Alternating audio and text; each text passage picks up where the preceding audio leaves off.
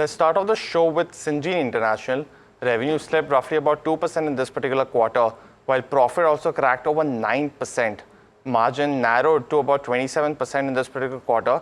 And we caught up with Jonathan Hunt, the MD and CEO of Syngene International. He talks to us about the quarter gone by and road ahead for the company. Listen in. You've got to look at US biotech funding. You've also got to then think a little bit around mid-cap and large-cap pharma companies. They've been driven by some different trends. And then you've got geopolitics and supply chain resilience on top of it. So it's multifactorial. I'll try and pick some of them apart.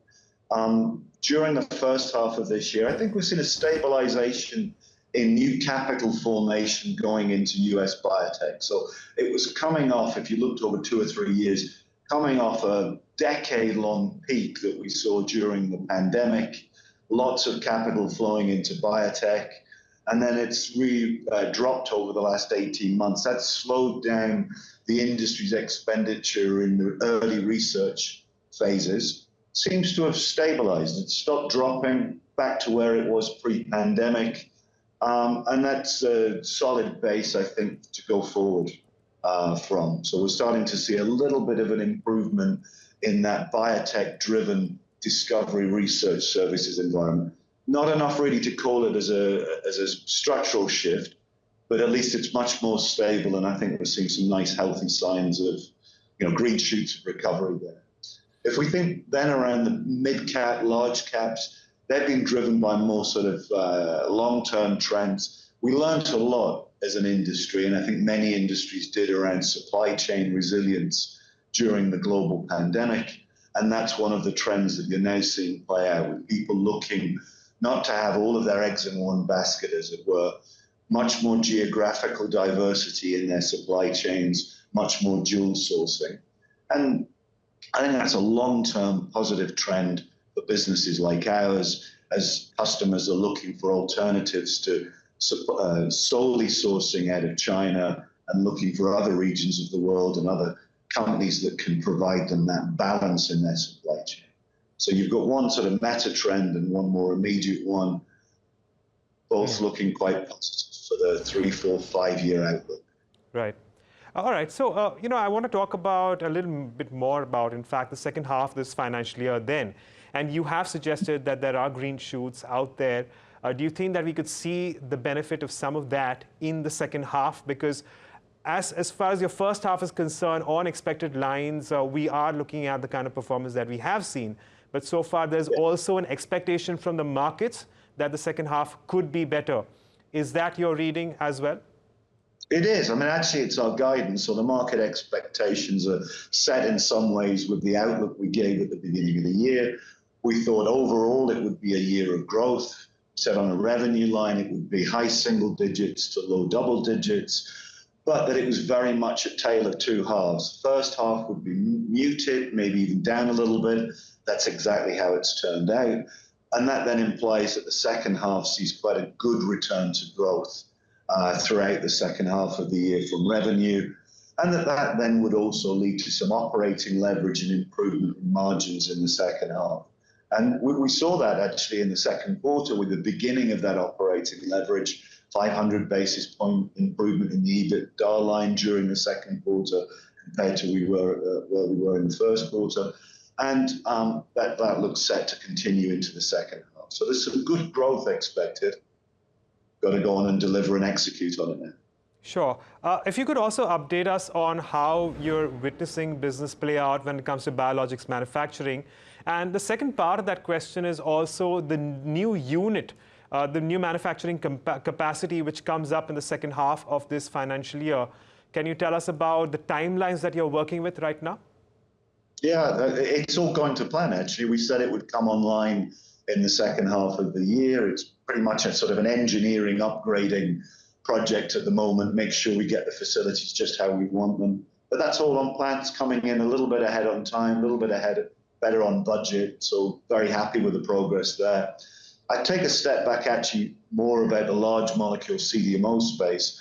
It's a healthy environment at the moment. There's some good client levels of client inquiries, good levels of sort of RFPs in the market, which we're bidding on. So pretty positive outlook, I think, for the years ahead, not just for the quarters ahead. And that's one of the drivers of our view that the second half will see a good return to growth. Right. We're also reading about the discovery services business as well, which is growing. Can you talk to us about that as well? What the plans that you have for that specific area of your business? Yeah, the thing we've talked about there is this China Plus One rotation of major companies starting to run pilots, starting to sort of push and probe and look for alternative diversification in their supply chain. We've won a good number of those sort of pilot projects in the first half of the year. They'll run for a year, maybe even 18 months with some of those clients as they really test our capabilities, get comfortable that we can deliver the sort of science and the sort of service that they want. And that then becomes a platform for midterm growth. So we're doing well in that area. And I think you'll see that trend continue throughout this year and into next year. All right. Also, Jonathan, keeping the next 3 years in mind, can you tell us about what Syngene International is looking to do when it comes to investments? What areas are you planning to put more and allocate more funds towards? Sure. I mean, we talked about it for this year, $60 million of capital investment going into the business. We've done about 40% of that year to date.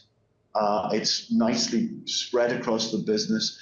Some nice upgrade and infill capabilities in our discovery, research, and development areas. And then, of course, one of the bigger ticket items is upgrading that Unit 3 biologics and getting that ready to come online. So nicely balanced across all elements of the business. 60 million is a fairly good level of capital investment to drive future growth. And for the outer years going into next year, we'll talk about that when we get to the full year results. Right. Jonathan, we've spoken a bit about the Biosecure Act in the US, but if you could give us more updates with respect to how Syngene International can benefit from this. Sure. I mean, my own view, and I think I've said this a number of times, it's broader than Biosecure. It's not just all around one piece of US legislation. It's much deeper. It's learning from the pandemic. Think very carefully about your supply chains. In most industries, the last 10, 20 years have seen us refine and really sort of run on very lean supply chains around the world. That's led to fantastic efficiency. But the more stretch it gets, the tauter it is, the more likely it is to not have that resilience. And I think people learn an awful lot, us included. We have a supply chain that supports us. And we focused a lot in recent years around dual sourcing, around geographical diversity, around supplier diversity to make us much more resilient and robust as well as efficient. And I think we're seeing that play out with our customers. So it's not all weighted just on one piece of US legislation. I think for many of our clients, it's a more macro trend and they're restructuring and rebalancing independent of the Biosecure Act.